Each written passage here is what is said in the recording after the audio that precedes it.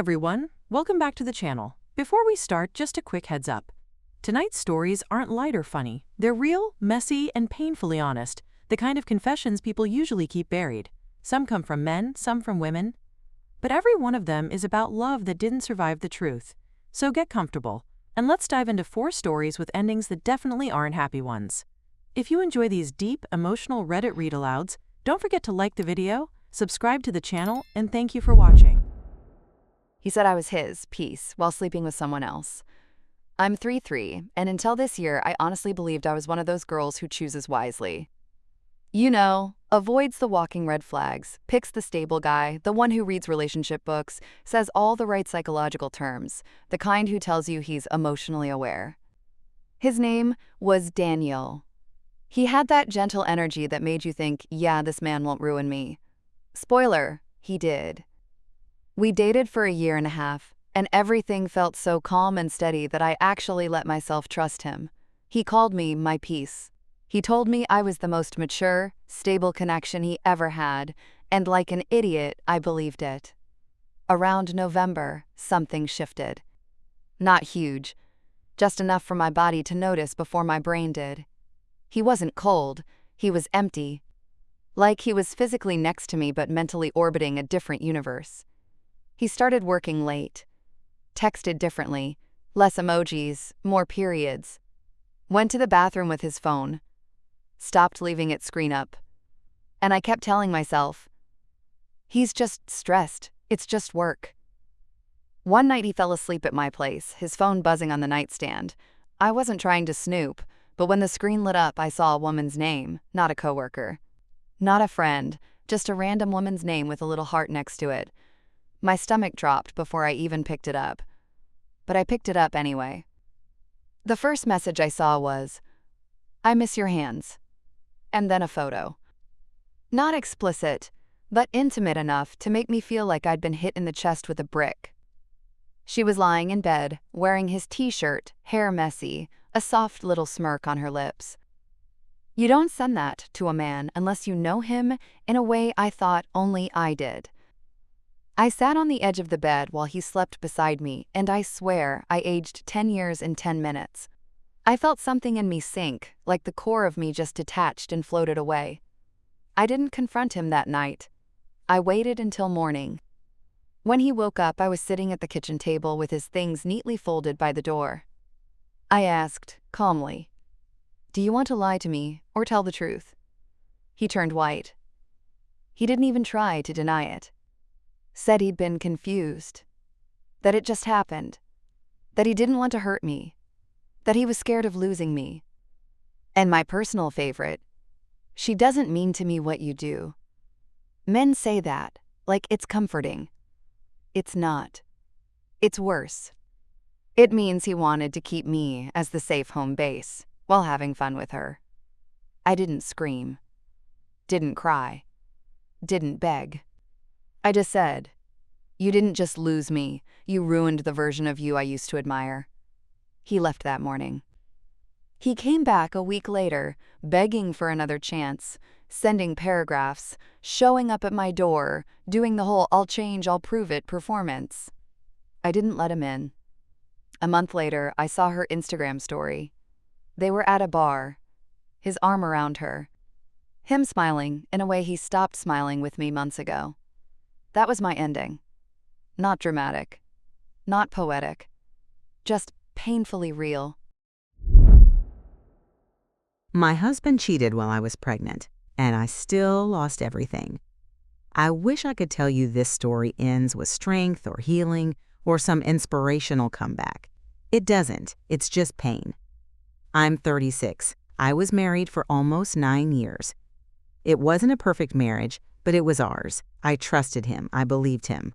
I thought we were building something real.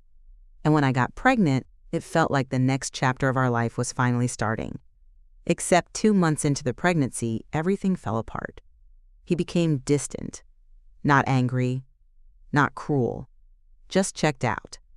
Like he was living in the same house but not living the same life. One night around 2 a.m., he got up to use the bathroom. His phone buzzed on the nightstand. He never got messages at night. The preview said, "Good night, Daddy." I froze. I wasn't one of those wives who snoops. I trusted him. But that message sliced through every bit of denial I had left. In the morning, after he went to work, I opened his old iPad. Same Apple ID, same synced messages. The truth hit me like a truck. Months of messages. Hotel selfies. Her in his hoodie. Videos of them laughing, kissing, touching. And then the worst voice note I ever heard in my life. "When are you leaving your pregnant little wife?" I collapsed to the floor and sobbed until I had no sound left. When he came home, I showed him everything. He cried. Said it just happened. Said he was overwhelmed. Said he didn't want to hurt me. Said he loved me and the baby. I walked out that night. 2 days later, I lost the baby. I don't know if it was stress or just nature, but it doesn't matter. I lost everything. The husband I thought I had, and the child I never got to hold. We divorced. 8 months later, he married the girl he cheated with. They have a son now. And I still can't walk through the baby aisle without feeling like someone is squeezing my lungs from the inside. That's my ending. Not healing, not empowering, just loss. I cheated because I wanted to feel wanted, and I destroyed everything instead. I'm 35, and this is not a redemption story. I'm the villain here. I know it. I was with a woman I truly loved. She was good, the kind of good that makes you believe you can build a stable life. She was patient, steady, responsible, loving. But I wasn't. I didn't love myself. And people who don't love themselves always look for validation somewhere else. Around our 4th year together, she got busy with work. Really busy. She wasn't cold, just exhausted. She'd fall asleep on the couch, forget to say goodnight sometimes. And instead of supporting her, I got bitter, resentful, lonely. Then I met her. A coworker, younger, flirtier, energetic. She laughed at everything I said. Made me feel like I was attractive again. Like I mattered. First it was jokes. Then lunches. Then long stares that lasted too long. And one night, in her car, we kissed. I could have stopped there. I didn't.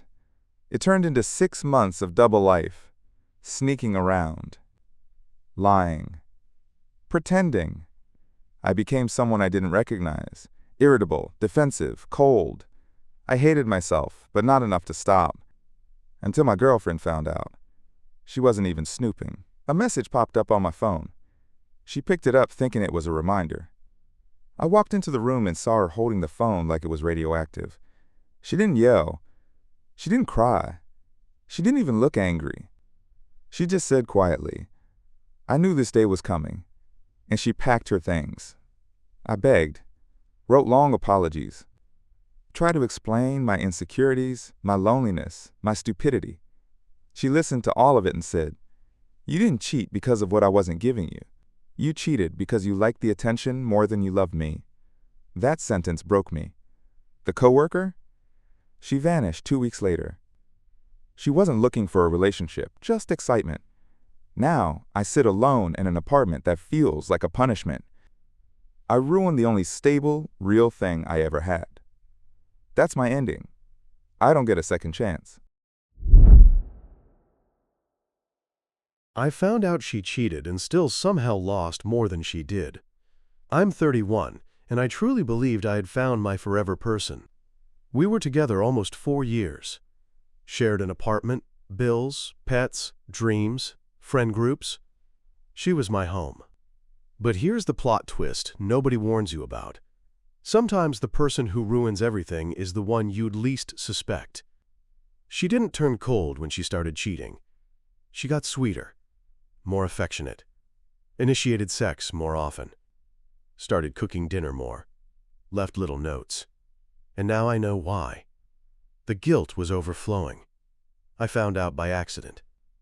She left her laptop open. Telegram was running. And there it was. A chat with some guy named Yura Design. I wasn't even trying to look for anything, but the last messages were impossible to ignore. Can't wait to smell you again. Yesterday was insane. Does he suspect anything? I'll tell him after New Year, I promise. He was me. I didn't confront her. Not yet. I wanted to see the truth with my own eyes. A week later, she said she was going to her friend's place. I followed at a distance. She walked straight into his building. Came out 30 minutes later, glowing, laughing, touching her hair the way she only did when she felt adored. He walked her to the door and touched her face, the exact way I used to. When she came home, I said, I saw everything. She didn't deny it, didn't fake cry, didn't beg. She said, I haven't felt alive in a long time, I'm sorry. I told her I was leaving, and as I was packing my suitcase, she said the line that absolutely demolished me. I didn't want to hurt you. That's why I didn't tell you. She cheated for 6 months and thought silence was kindness. I moved out the same night. Spent a week sleeping on my friend's couch, barely functioning. And then, a month later, I got a message from a mutual friend. She's pregnant. Not mine. His. I don't know why, but that broke me more than the cheating. I lost her, our future, our home, and she started a new life while I'm still trying to glue myself back together. That's my ending. Not revenge. Not healing. Just reality.